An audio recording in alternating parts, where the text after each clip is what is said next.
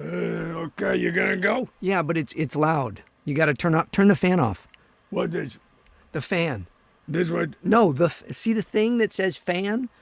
Oh, the fan. That's what I said. I don't listen to you. I know. Okay, turn it off. Okay, there. Okay. Oh, yeah, a little click in the line too. Okay, yeah. See, that's quiet now. Oh, it's quiet. It's nice and quiet now, right? You like that? I do. You know why I like that? No. Because I don't do this. Hello, hello, hello. Okay, stop that. The mic is high. Why is the mic up so high? Well, that's because you're short and I'm tall and I was here on the microphone before. Okay, that's better. I felt like I was talking. I was down here because the microphone was up high. Who was in my booth? That was me. I was messing around with this stuff here. Okay, well, don't do that, Hank. Whatever. Okay. Hey, Hank, we have a special episode here today. Yeah, I'm excited about it. I couldn't believe that you got this and you were going to do that. You have no idea what I'm talking about, do you? No, I don't. Okay. Well, first off, thanks for turning off the fan. We should explain the fan. Hello, everybody. Welcome to the James Arnold Taylor podcast. I always have a fan with me. Is that? No, that's not it. I have air purifiers. And so I have an air purifier in the booth. So when I'm not in the booth, I turn on the little air purifier and it purifies the air and makes it nice. And so when I come in the mornings and I get on the microphone, I got to turn everything off there. And so that's what we're doing. Thanks, Hank. Well, that's it? You want me to leave now? Well, no, just go in the other room, in the control room, and then I'll take it from here because we gotta get right to it here today.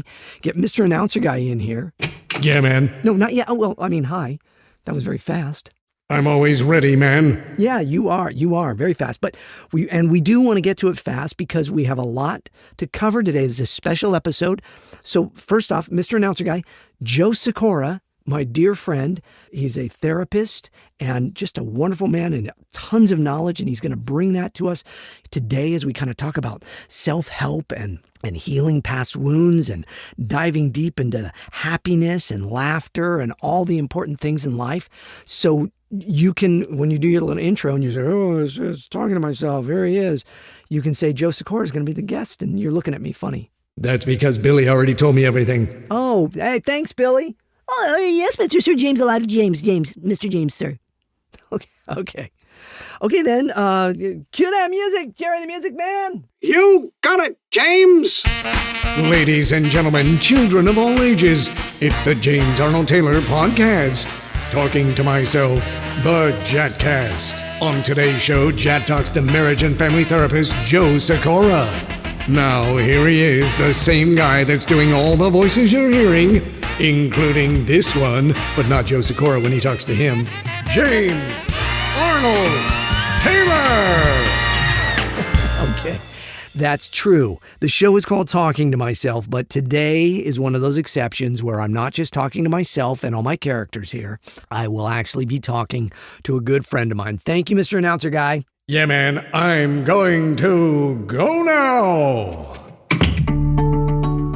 And there he goes. Yeah. You ever do that? I like that. Can you do that noise? Can you all do that? Or this one? See? It's even better when you're on a big microphone and everything. So, sorry, I like to make funny noises. Little noises, there you go.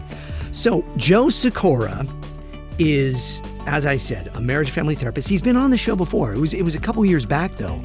But Joe is a dear friend of mine. We've known each other for many years, and he's helped me through things, and he has written books, and he has an amazing, amazing life.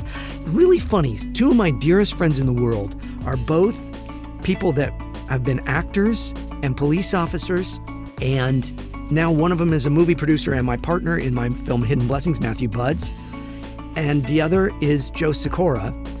And both of them have many things in common. In fact, I kind of touch on it here in the show. They've had some similar tragedies in their life, and they've had some similarities in just how they live their lives and what they've had their professions be.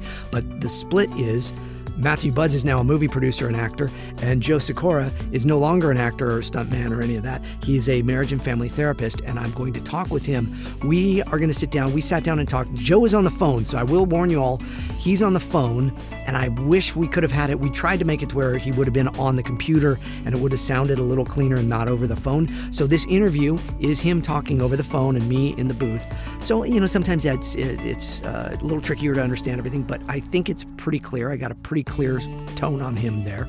So I'm just telling you, I'm forewarning you that he's talking on the phone and I'm here in the booth. Next time we'll get it to where it sounds like we're both in the same room. But man, I cannot tell you how excited I am for you all to hear my time with Joe Sikorra here over the next hour or so as we talk about the gamut of things in life. So sit back, relax, get your big glass of water. Let's have some water. Come on, because Joe and I don't stop and drink water.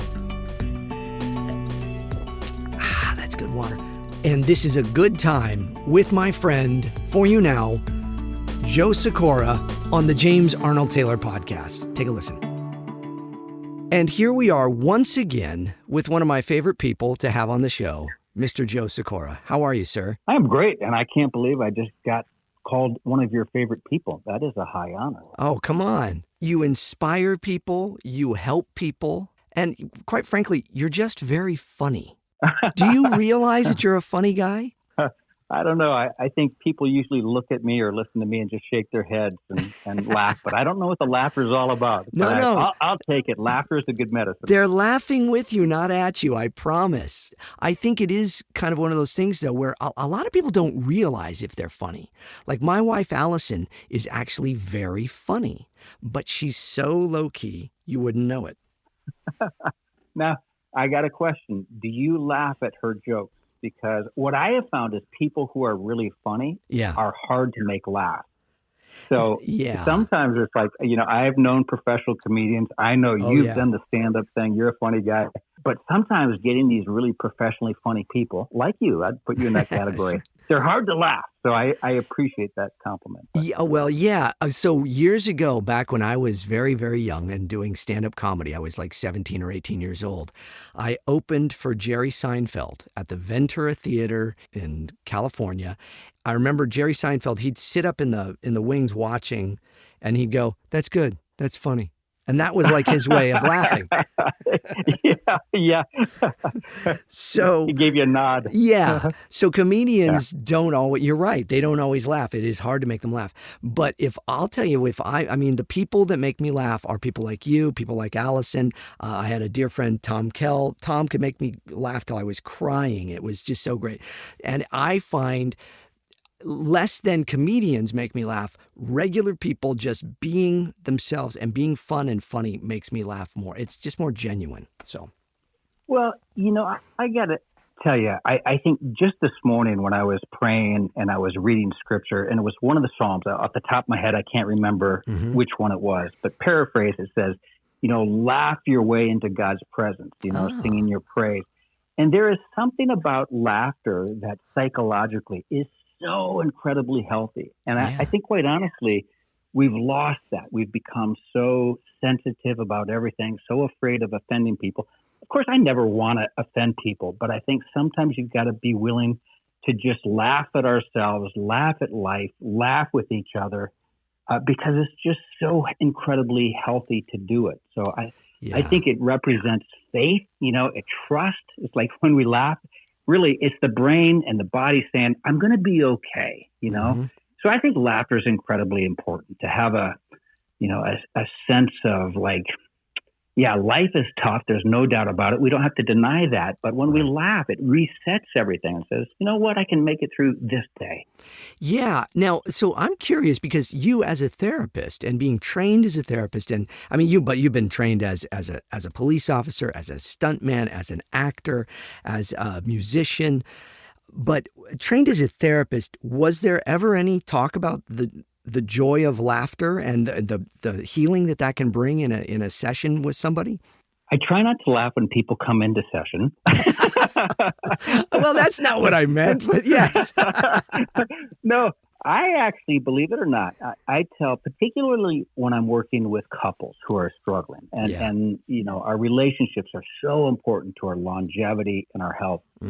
And a lot of times when people are really struggling in their marriages or whatnot, I'll ask them, I'll say, when was the last time you went out and you just laughed? Yeah. Or you played? And it sounds funny to say that as an adult, Right. like, let's go out and play. But play is so essential. And of course, if you came to my house, we wouldn't be necessarily swinging on the monkey bars and going down the slide. Sure. But, we would laugh, we would have fun. And it is so important. It is very therapeutic. And I think sometimes when we laugh, we're reminded why we got together with this person, because that sense of enjoyment that we share with somebody else is very attractive. If you're not attracted to somebody, and it's not just physically, but if you're not drawn to somebody who makes you feel good, who brings out those positive emotions, the relationships are going to struggle. So I actually do talk about it. That's fantastic. Yeah, it is so true. And they also say it releases endorphins that you can't get any other way, right? Yes. I find it on those days where I think, I haven't really laughed. Though it's usually the stupid things. It's the silly things between Allison and I that something will happen and we will just be like in tears. Like when you misunderstand, I thought you said this. And then you just like, oh my gosh, why would I say, So it is those moments that we need. And so I try on this show, I do all my little voices. And so at the beginning of the show, I introduce some of the characters and I bring them out and we talk. And that's usually my way of saying, let's get a little laughter going first. And then we tackle the tough stuff in the show. And, on this show, I'm always very open about my faith. I talk about the hard stuff in life. And I thought it was great because we've had you on the show before. We talked about a variety of things then. But since then, you had written one book then, Defying Gravity, a fantastic book. Now you've written a second book. The whole world is going crazy, but you don't have to. Yes, exactly right. Yeah, it came about after I had written my first book, and I thought, wow, this is it. I did it. It was a huge goal, a great accomplishment, published by a very legit publisher. And I thought I was done. I thought, this is it. And really, it was during COVID. As a therapist, my job is to enter into people's struggle and the difficulty and everything. But what I found, especially during COVID, is people were so on edge. There's no doubt about it, right? Everybody just kept saying, Joe, it seems like the whole world is going crazy. And I go, yeah, it really does. And then I finally started responding. And I said, yes, but you don't have to. In other words, just because it seems like the world is insane or crazy or out of control or polarized, you don't have to go there yourself. And that was it. Once I had that title, literally the book just flowed. I started addressing all these different topics, whether it's anxiety or addiction or relationships. I just started writing about those things, and the book really flowed. So it was another great accomplishment, and I just love sharing it. The thing I like about the book, one of the things I like about the book, is it's an easy read, even though it's, there's a degree of therapy throughout this entire book, right? And right. And that's not always, when you go, I'm going to read a book that kind of deals with the brain and all the way we react to things. Sometimes you go, I don't know if I'm in the right space for that. But it's why I started by saying, do you realize you're a funny guy? Because you're very funny. You've seen, I would say that out of you and one of my other dear friends, and both of you were police officers at one point. So you've seen things, but both of you also have lost a child. You and my friend Matt Buds, both of you have had these experiences. So you've seen the best of life, you've seen the worst of life. And yet your take on things is always with a hope. And obviously that comes from your faith. I know that. But it's also, it's your heart, Joe. And so that comes through in the writing. And so when I read your books, especially this last one, I was like, this is just like hanging out with Joe. Because I would say you're like a Cheers episode. Every couple of minutes, there's a good punchline that comes up. Yeah, you know what I'm saying? and a beer once in a while.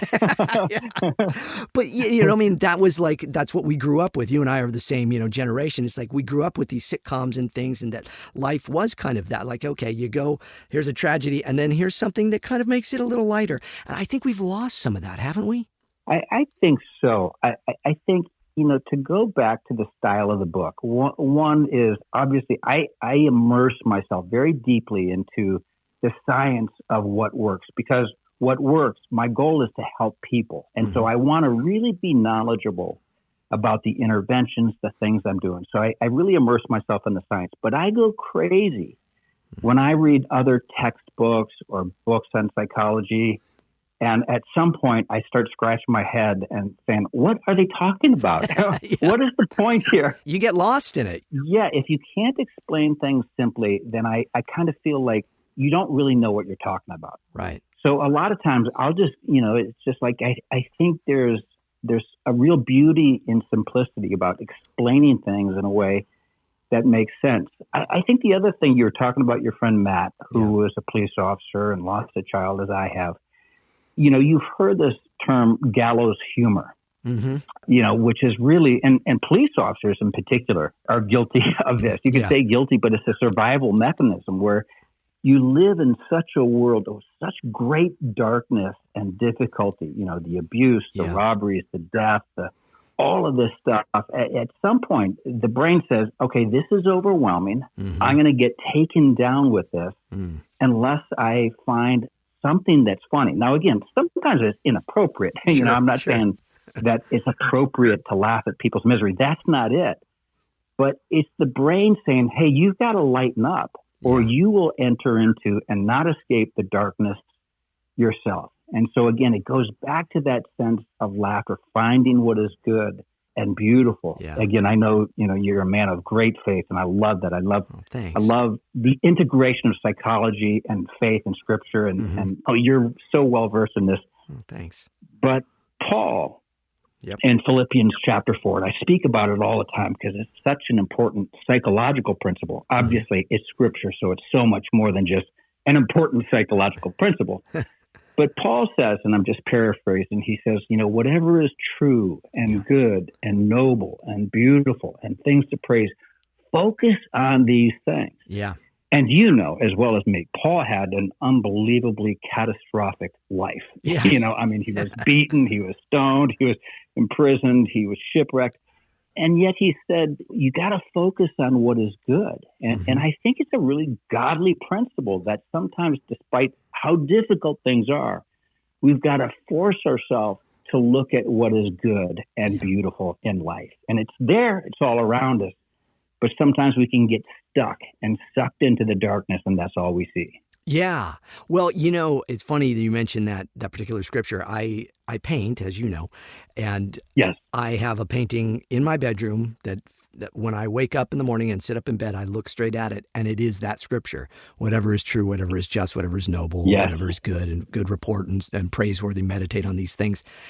And I think about that often then when I wake up and look at it and I go, okay, what can I put my mind on today? Because if you do, it's like I was watching a show last night, and it's so hard now when you get a couple of hours and you're like, I'm just gonna veg out and watch something with the wife, and maybe we'll just have a little time. It's hard to find anything these days that isn't so intense. It's almost like everybody that is writing these things hasn't heard what you had said there about you got to let go because they take it to the nth degree now. And I don't know if you know this, but there was an article that came out recently that was saying people are gravitating now to Seinfeld and Friends and all these old shows because the new stuff is not filling us up. It's really taking us down. And so people just want that ability to laugh and not think about things and not worry about if it's offensive or it's what this, that, or the other. It's just funny.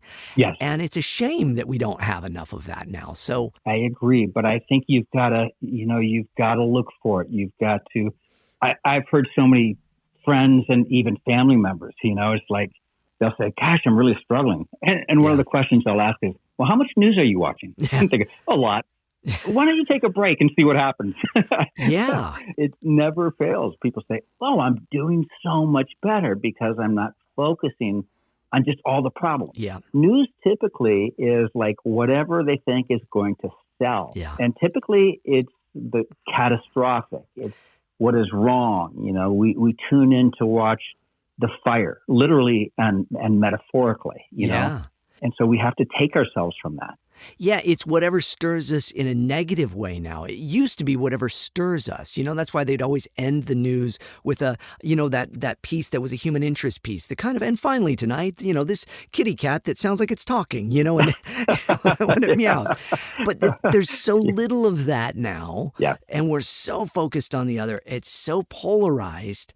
And I just honestly believe most people are like you and I, where it's like, I'm just trying to kind of live my life and get by and enjoy my family and enjoy my friends and maybe a good meal. Yeah. And so what do we do? The whole world is going crazy, but we don't have to. And so we go and we get your book. That's what it is. I'm just trying to sell more books. No, I'm not. I honestly believe the beautiful thing about your book is, again, when I say this, I mean it as a compliment. It's an easy read. Yes. And it is an easy read for a therapeutic book because it is therapeutic to our souls.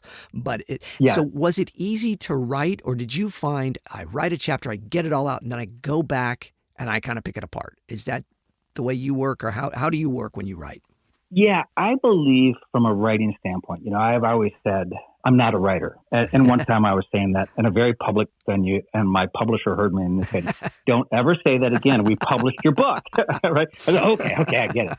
But I think what prevents us from writing, or what prevents us from doing anything that we dream of, or anything that we think is big, whether it's maybe going out on that date, you're so afraid to put yourself out there. Yeah. And what prevents us is the fear of failure. And for me, or to look bad or whatever. Right. And to me, I just give myself permission to write very badly.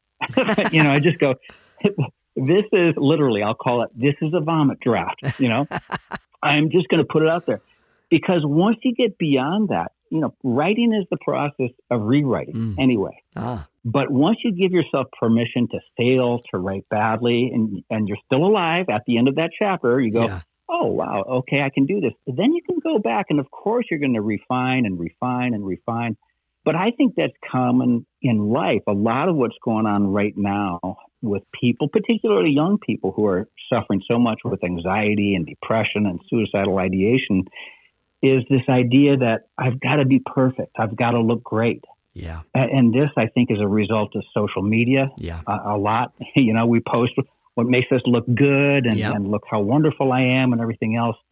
And we've lost that sense of like, life is messy and it's okay for me to fall down. It's okay for me to not be perfect. Right. So for me, again, that was the process of writing. It's like, I'm just going to write this and I'm going to go back. And by the way, I actually don't make a nickel off my book. Yeah. All the money, all the proceeds are actually go into my ministry again to sort of fund other creative projects to help others, for the kingdom of God. So that's a beautiful thing. I don't mind promoting it because I don't try to pay my mortgage with my book. Right, so, right. Well, both of them are available. They're available on Amazon, I believe, right? Both are available on Amazon.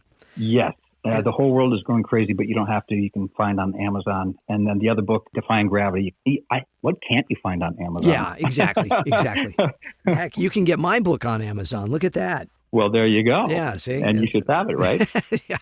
I had 2 of your paintings, but I didn't get them on Amazon. I got them directly from the You artist, got them right from me. Oh, my goodness. That does my heart good. You have a tiny little cameo in my movie, Hidden Blessings. I do? Yeah. There's a brief scene where another character is talking about, in fact, Matthew Buds, who I was just talking about, he plays a character named Adam Dole, who is my character's friend and attorney in the movie. And he's talking about how my character, Gregory Davidson, will give paintings to people now. He'll paint paintings and give them. And we do this montage of people. And I used real people that I've actually given paintings to. Wow. So because I've given away, a dozen or more paintings through the years. And so you're in there, and then several other friends of mine are in there with their paintings. And so, if you blink, wow, you might miss it. But well, I guess that says something about my acting chops because you didn't invite me to play a bigger role, but I'll accept it.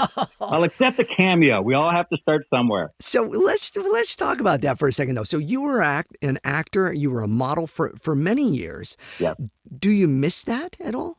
You know, I what I loved about acting was the creative process. Mm-hmm. You know, I'm a bit of a creative nut, I would say. Yep. I don't have to be reciting Shakespeare or be in a commercial or on a TV show to feel good, but I do have to create.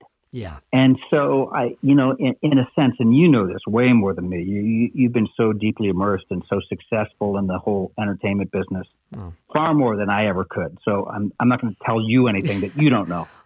But I think there's something about creativity that really is exciting. Yeah. Even if you don't think of yourself as a creative person, but you write a great business proposal, or you think of a novel way to entertain your wife, or to ask a girl out on a date, or to, there's that creative thing that I think is exciting. So do I miss acting? No. Yeah. If somebody said, hey, Joe, we want you to play a role in a TV show or a film, would I do it? Absolutely. I would love to. Yeah. Hint, hint.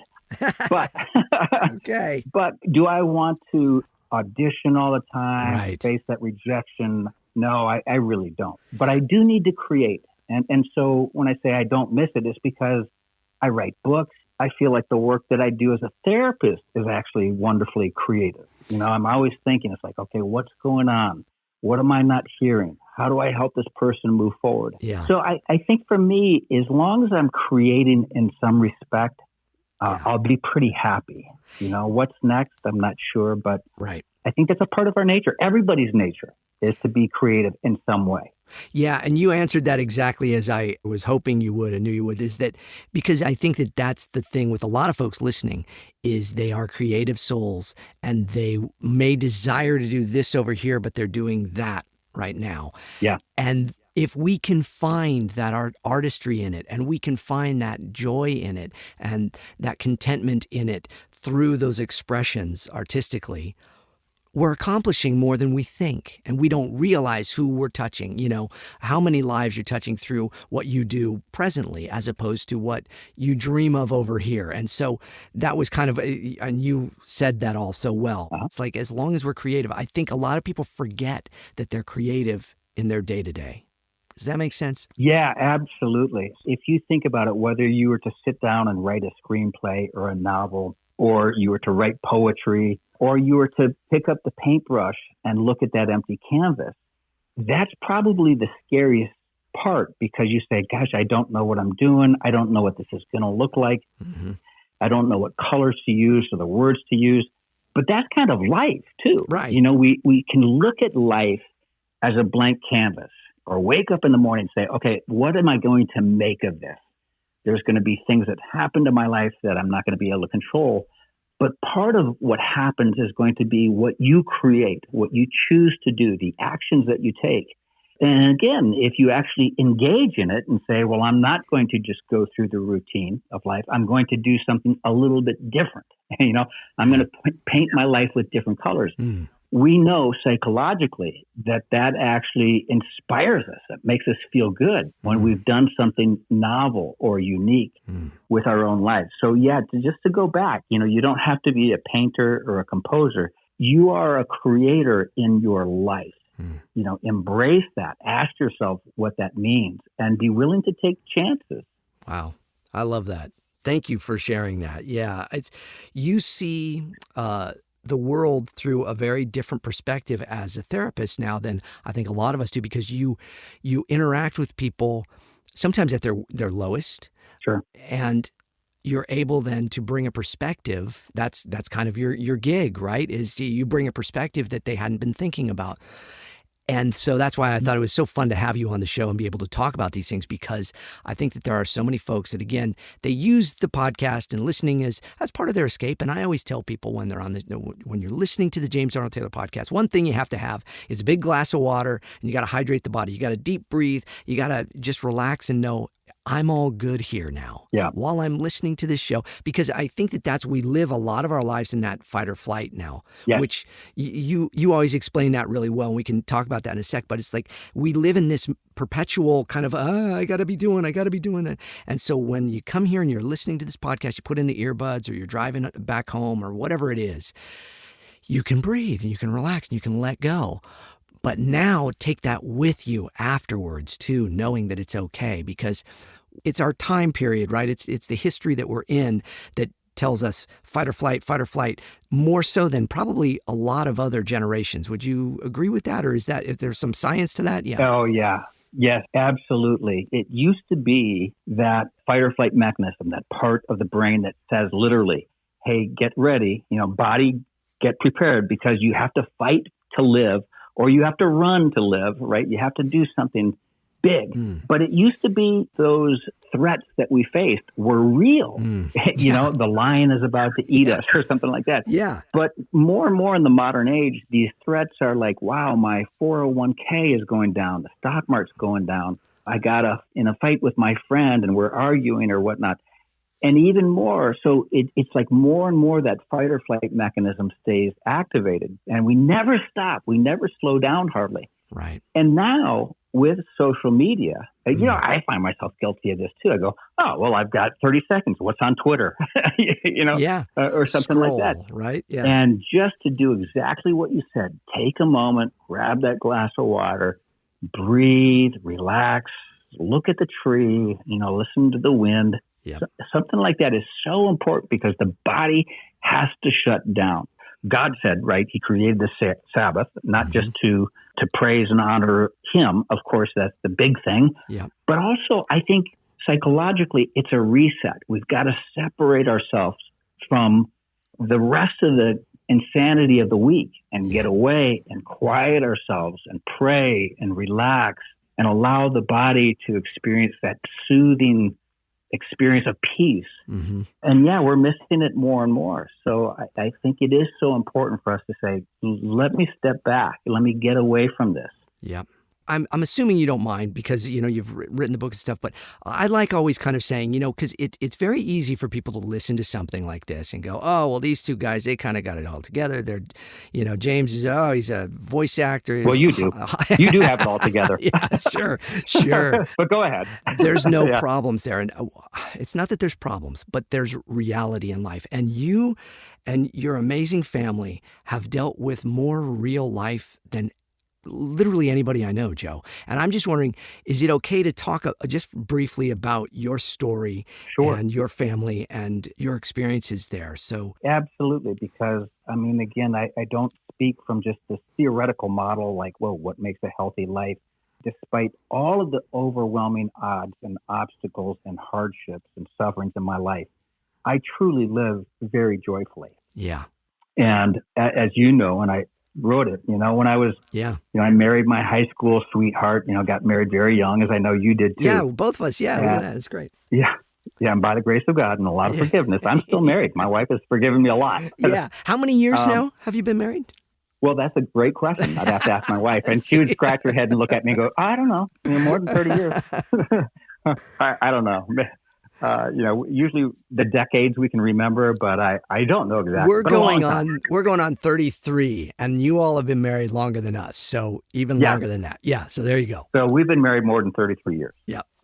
But, when we had our first child and we were 28 and my wife said, hey, it might be a good time to start a family. I said, great. I like the trying part. Let's do it. Yeah. And then we had John, my first son. And then 3 years later, we had Benjamin. Yeah. And when John was 7, and I won't go into all the details because it's a long story, but he was diagnosed with a neurological degenerative fatal disease. It's not like, oh, you're going to get sick over the next year and die. In a sense, it was so much more prolonged and protracted because, at age 7, he started to lose his sight. Yeah. And cognitive skills. And as 13, he started having seizures and more physical ailment. It's so complicated, the disease that he had. Yeah. But after John was diagnosed, about 6-9 months later, Benjamin was also diagnosed with the same disease. Oh. So literally, everything that you live for, everything that you think is important, your family is, all of a sudden in jeopardy. Mm. And, we were told very clearly, there is not going to be a cure for this disease in your son's lifetime. And that's been the case. It has not happened. Right. And John passed away about 8 years ago now. Okay. And, Ben is still with us. He's, kind of lived longer, which is beautiful and wonderful and a great joy. But we've had to really reshape, and I will personally, what we think is important in life and what it is that we do. Yeah. And, and then really align ourselves with that. And of course, without faith, I don't know how I would have done it. Yeah. I don't know how I do it right now without a firm conviction that God is with me, that God is in control, that we have this beautiful existence that awaits us in eternity. But it's not just that. I don't live for someday I'll live this life that's healed and whole. I feel like I live that, and this sounds maybe crazy to say, but right now, because I live with this incredible love and joy, the love between my son and I. He's 28 years old now, 29 years old right now. Yeah. And, basically I have to do everything for him. He's pretty significantly disabled. Yeah. But we laugh and we play. And of course it's very simple. Yeah. But I just think I could feel no more love by being able to just love him and give to him. And, that's deeply meaningful. Yeah. So I think I just feel this and experience this great meaning and joy in my life. And it's such a great paradox because I have nothing that you would think would be contributing to that. The things most dear to me are being taken from me. And yet, paradoxically, I've been given so much more. Right. Wow. It's crazy. And thank you so much for sharing part of that. And certainly people can get your first book, and this is not a shameless plug, it's just the truth. Defying Gravity really goes in depth with yours and Lori's experiences and your children, your family, and your faith. And it goes so deep. And I really recommend people get it. It's also a very wonderful, easy read, and it's compelling, and it's heartbreaking, and it's beautiful and joyful as well. Yeah. You're kind of the epitome of that to me, of yeah, man, but you got to laugh, you got to live, you got to feel the joy of the Lord, and you got to be thankful. And that's why I'm so grateful for our friendship. That's why I'm so grateful to have you on the show and be able to share, because it's not just, James is going to have his friend on that's a marriage and family therapist, and he's going to tell you all exactly how to live, and then it's wonderful. And just do this and be better, everybody. Yes. It's like, no, it's work. And here's how I know. Yeah. And so I just really appreciate you sharing some of that too. I love to do it. I think all the time about the scripture. The manager who goes away and he gives to one servant, whatever it is, 5 talents, the other 2, the other 1. Yeah. And this is God. And he says, all right, James, I've given you these talents. All right, Joe, I've given you this talents. And whoever's listening, God has given you talents. Right. And at some point, we're going to be held accountable for what we do with what we've been given. Yeah. And, it doesn't mean that we're all going to be preachers or pastors, but I think we're called to live our lives joyfully in a way that expresses the joy of the gospel, the hope of the gospel. Yep. To love simply and, whatever that means. So do justly, love mercy, and walk humbly with your God, right? Those kind of sum it up. And what does that mean? Yeah. And that's the thing that I try to break open each episode of this show and kind of explore that, of just that humanity can be a beautiful thing, and we have to learn to be able to forgive people, even those that won't forgive us, or even those that never ask for forgiveness, or the people that just, bother us when we're driving on the freeway and they cut us off, and learn to love and just go, okay, each one of us is in that position. It flips around all day long, right? Where we're good and bad and indifferent. And so we've got to just go, okay, this is a beautiful thing. It's like Ecclesiastes is my favorite book of the Bible, and people go, really? Why? That and Job. I love both of those books. I do too. Because they're painfully beautiful and they're brutal about the reality of what this life is, but it's not a sad ending. It's actually it's like when you go through all of Job and he goes through the worst of the worst things. Yep. Loses his family, loses everything, is sick, is, open wounds on his body. I mean, sick, it's bad. Yeah. And then God restores all things at the end. But the thing I love is when Job's like, hey man, what's up? Why? God goes, can you create Leviathan? Can you do this? Can you do that? No. Well, then just relax. Stop asking and enjoy. I love Job for all the same reasons. Yeah. And when I'm speaking to groups or people, there's a part of us that deeply wants to understand, why is this happening? Particularly with suffering, right? Yeah. Why is this happening? And at some point we have to get beyond that. And just, I think we have to accept the fact that you're not going to actually understand everything on this side of eternity. Right. What it'll be like when we pass, I don't know. But I know it for sure. At some point we have to just be able to say, I don't know, but I can find joy. I can look around and find God here. Mm-hmm. I can experience love. I can give love. I can open myself. But so often I think we get stuck because it's like, why is this happening? Why is this happening? Yeah. I don't know.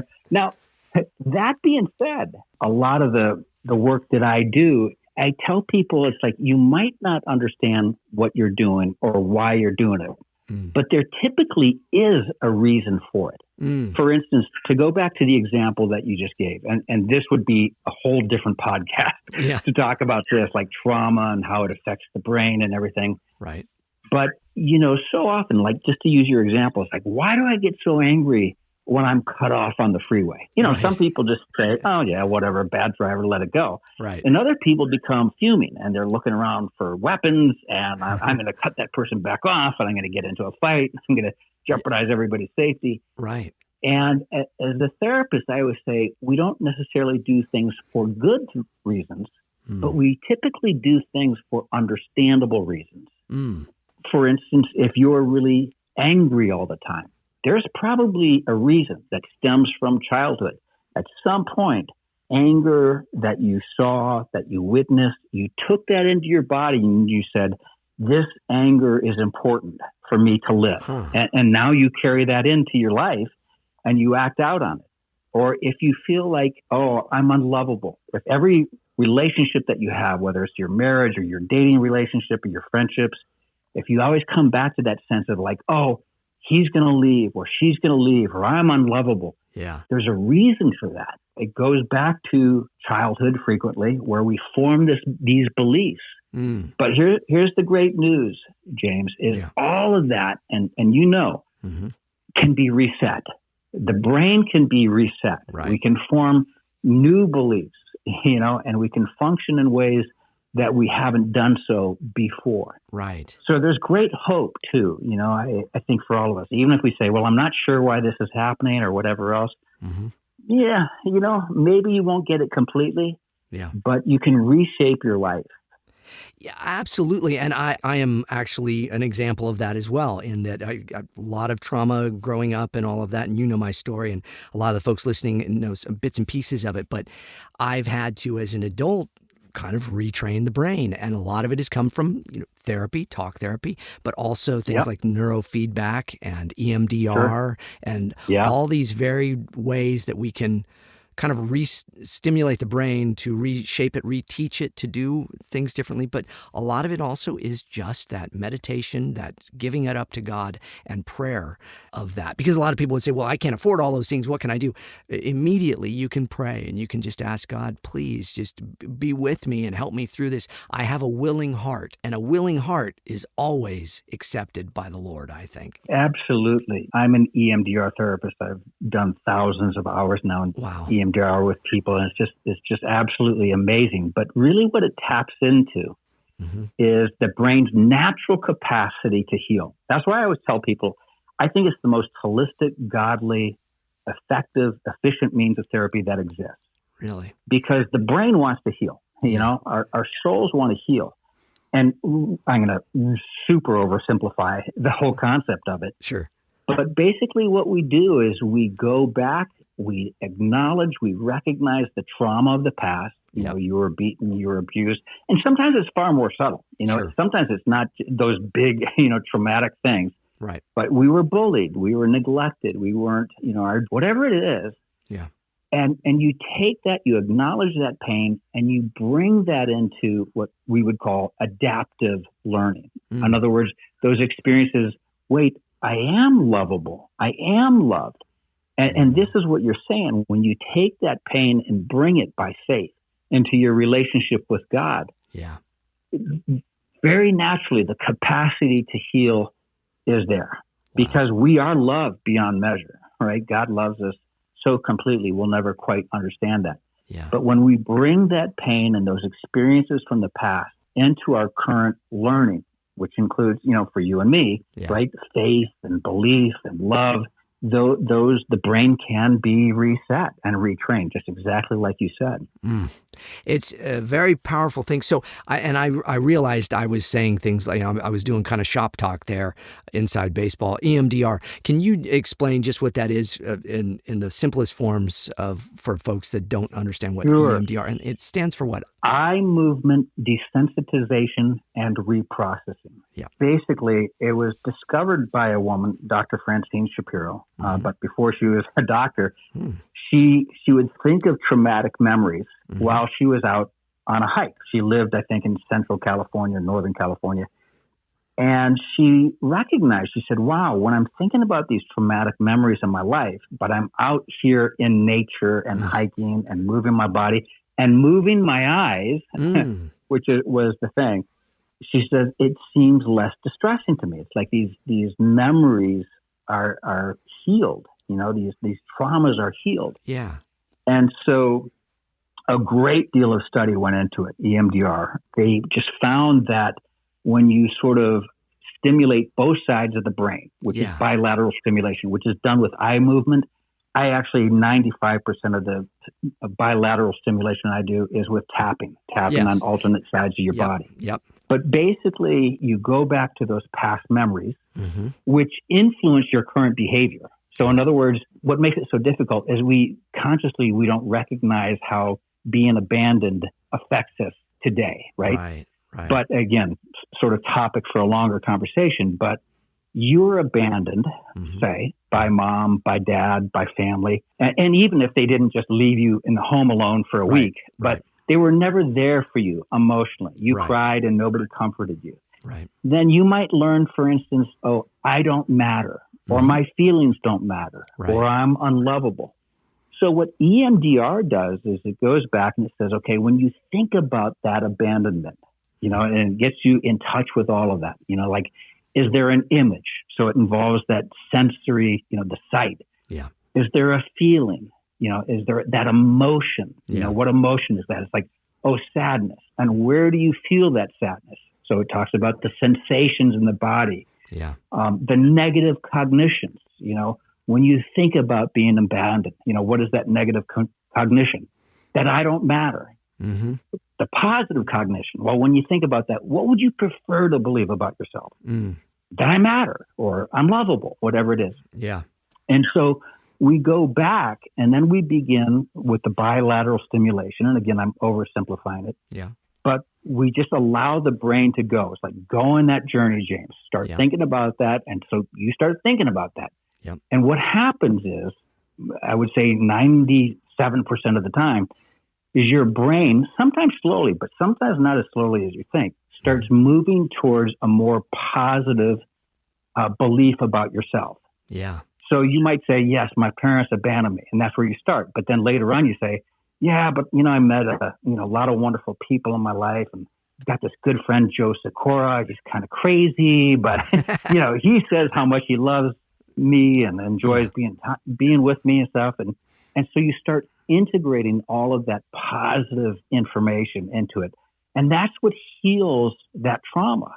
Right. And then all of a sudden you're living your life not with the belief I don't matter or I'm unlovable, but, oh, I'm actually lovable. Yeah, that happened. Mom and dad abandoned me.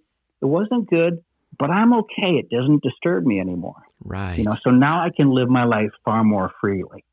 I can't tell you how much it's helped me. I know it's helped other friends of mine that have had post-traumatic stress disorder, and symptoms from things that they did.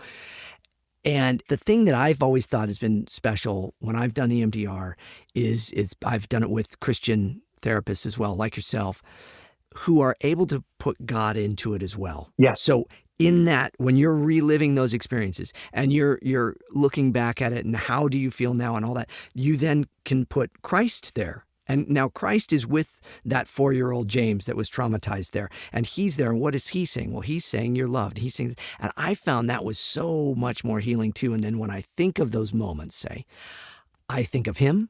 Yeah. And then I think of exactly what we've been talking about. He's so gracious. He's so good. He's done this in life and he takes care of us. It just allows the brain to get off of those parts that are scared and emotionally stunted. Yes. Because again, that's what happens, right? We have a trauma when we were 7. We go back to 7 when we think of that. Is that yes. correct? It really does the brain does that. Yes. Right? Yes. You act out of that belief that got stuck, that formulated that idea, I'm unlovable or whatever it was at age 7. And so you carry that belief, and I don't care if you're 40 or 50. And here's the weird thing is a lot of times you might intellectually know on one level. You might say, well, I'm married to this wonderful lady and I've had this child and I've experienced love, but it just doesn't go deep. It doesn't cut deeply into the soul where it can be processed. And what EMDR, again, for a lot of reasons that are kind of complicated to understand, and for some reasons that people don't understand even, it just really integrates that positive belief with the negative belief and heals it. Yeah. And so it's really pretty amazing. And you're right. I work with a lot of Christians but non-Christians as well. And but people will find what they need. But I found what's really amazing, and I think it's a great advantage, is for Christians, and very naturally this happens. I can introduce the idea if people are getting stuck. It's like, well, what would Jesus say to you right now? Yeah. But what I have found is most of the time people say, well, I just see Jesus walking with me as a child. Yeah. It's like, oh, now just stay with that, go with that. Yeah. And they'll integrate that faith, that belief, that love, and that's what heals. Yeah. Love heals. Yeah. And that's what we're offered and given. That's so good. Wow. The other thing that heals is watching and learning from other people, as I do. I've talked about this on the show a lot, that the way I learned to do voiceover and radio and all of that is by watching other people do those things. And I love that you have created a show called Always Forward. And you did 3 episodes of it. Can you give everybody a brief synopsis of what Always Forward is? Yeah, it basically is, it'd be like, okay, anxiety. And the show Act 1 is, what is anxiety? So I'll give literally 4 minutes while I'm driving my truck. Because literally and metaphorically, it's like meeting people where they are. Yeah. So I'll talk to people about anxiety, where it lives in the brain, how it affects us, et cetera, et cetera. And then that's the first 4 or 5 minutes of the show. Act 2 is where I literally meet with somebody who's struggling with anxiety. Yeah. And it's a walk and talk. Yeah. And it'll be about their personal experience. And then I'll offer some interventions, and they're very practical. It's therapeutic, I think, the walk and talk. Yeah. So we do that out in nature. So it's very different. Again, it's challenging shooting in nature, but it's also really cool. It's healing in itself. And then Act 3 is a brief summation of anxiety and how to go about it and what to do. So I shot 3 episodes. And again, you've been very, very helpful with it. Oh, thanks. But I did one on anxiety, one on PTSD, post-traumatic stress disorder. Yeah. And I shot it with an old cop friend of mine. Not old, she'd kill me if she heard me say that. She's actually a beautiful gal. Yes. But she was in a shooting and was shot and everything. I did that. And I did one on teen suicide. Yeah. So the whole idea is that, it's an endless possibility. People are struggling. People are suffering. Let's address it. Let's help them. Yeah. Give them some practical solutions, or at least an opportunity to say first steps. This is what I can do. Right. That's my hope and prayer. It's a great show. It's basically like a therapy session in the outdoors, in the wilderness, and for everyone to kind of see and take a little something from. And it really applies to everyday life, I think, because all of the people that you had in it were very relatable. And it was just, so I'm hoping still that Always Forward moves forward and we get to see it somewhere. But I just wanted to talk about it for a little bit here because, again, my audience is very committed to the stuff that we talk about here too. So I know that they'd be like, hey, I want to see that show too. So if you're interested in seeing Joe's Always Forward, you can put a comment somewhere down on the YouTube or on the podcast stuff here and say, I'd be interested in that. I know, Joe, we're going to see a ton of people saying they're interested. Well, maybe we'll do episode 4 with James Arnold Taylor and talk about your life. Well, yes, that would be quite a session. I where to begin? We could do a whole 10-part series on my issues. But anyway, so, well, Joe Sikorra, fantastic guest as always. Honestly, we do this anyways. Like, that's kind of the cool part. Like, I had my friend Tom Wilson on, and it was basically just how we talk about stuff generally when we're on the phone hanging out. And, you and I used to live very close to each other. We were like neighbors. We were just, down the road from each other. Now we're, on other sides of the country. And I miss you so much being able to see you firsthand, but I appreciate you being on the phone here on Talking to Myself. Oh, it's such an honor. I feel like I've just been hanging out with my good friend James, which is exactly what I've been doing. So it's a real highlight. I love the fact that you're doing this, that you make your life, your faith, you share it, you make yourself accessible to people who love and appreciate what it is that you do. So thanks. It's a great thing. So God willing, we get to do more creative things together. Yeah. But, wherever the good Lord leads us all, all for his glory. Amen to that. Well, okay. So now, is there anywhere anything you want to plug or tell people, it's like, go to JoeSikorra.com or, get the, is there links at your website and such for the books and such? I think so. I think you've plugged everything way better than I ever could. So okay. I'll just say no, JoeSikorra.com, but it's there, but we'll just, see where how life unfolds, continues to unfold. And, absolutely. Thank you for sharing your wisdom, your knowledge, and again, your humor with my audience here on Talking to Myself. I love you, brother, and I so appreciate it. It's Joe Sikorra here on the James Arnold Taylor podcast. Well, what a great time. Don't you think? I really got a lot out of that. I get so much out of talking to my friend Joe Sikorra. I hope you get so much from listening, learning about things like EMDR, learning about things like neurofeedback, and a thing called Saraset, which I do. In fact, I'm going to a Saraset session today. Say that 3 times fast. Saraset session, Saraset session, Saraset session. And that's one of the things I do. I do neurofeedback, but EMDR as well, as Joe talked about. All of these things, yes, many of these things are expensive and they cost a lot. But here's the other thing we talk about. Pray for God to open doors for you to be able to get the help you need for your brain. Brain health is so important. Good sleep, drinking water, breathing deep, eating right, exercising, all these things that we all go, yeah, and we don't do enough of them. Try to do some of these things today if you can.